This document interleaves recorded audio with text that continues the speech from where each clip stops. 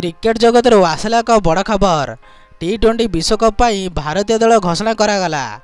पंत एवं सैमसन को मिला सुजोग। तेबे हाँ दर्शक बंधु, आगामी जून 2 रु आरंभ होगा टी20 विश्वकप पाई घोषणा है भारतीय दल। विश्वकप पाई 15 जणिया भारतीय दल घोषणा होईछि। रोहित शर्मा का नेतृत्व में टी20 विश्वकप खेलिबे टीम इंडिया। घोषणा होइथिबा दल में रोहित शर्मा अधिनायक दायित्व तुलाइबे। सेहीपरि हार्दिक पांड्या को उप अधिनायक दायित्व मिली। रोहित हार्दिक को व्यतीत विराट कोहली, यशस्वी जायसवाल, सूर्यकुमार यादव, ऋषभ पंत, संजू सैमसन, शिवम दुबे, रवींद्र जडेजा, अक्षर पटेल, कुलदीप यादव, युजवेंद्र चहल, अर्शदीप सिंह, जसप्रीत बुमराह, मोहम्मद सिराज को विश्वकप दल में सुजोग मिली। तेबे एही तालिकार आउ 4 जण स्टैंड बाय खेलाड़ी रहिछन्ति।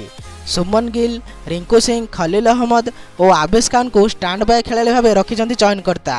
सूचना अनुसार जून 2 रु आरंभ होगा जाउछि टी20 विश्वकप। वेस्टइंडीज और यूएसए रे खेला जिवो एही टूर्नामेंट। तेबे मेगा टूर्नामेंट रे 20 दल अंशग्रहण करिवे। एथिपई 4टी ग्रुप होईछि।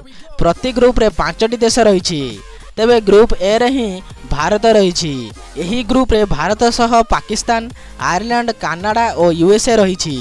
तेबे एही टूर्नामेंट रे जून 5 रु भारत तार अभियान आरंभ करिवो। जून 5 रे आयरलैंड सह प्रथम मैच खेलिबो भारत। सेहीपरि 9 जून रे टी20 विश्वकप रे खेला जिवो सबुठु हाई वोल्टेज मैच।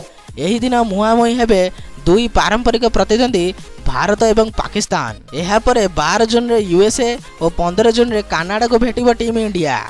तो यही प्रकार वीडियो देखा पाई आपण माने एही चैनल को सब्सक्राइब कर दियंतु, कारण यही प्रकार वीडियो आपण माने एही चैनल देखा पाइबे। तो रहिली जय श्री राम।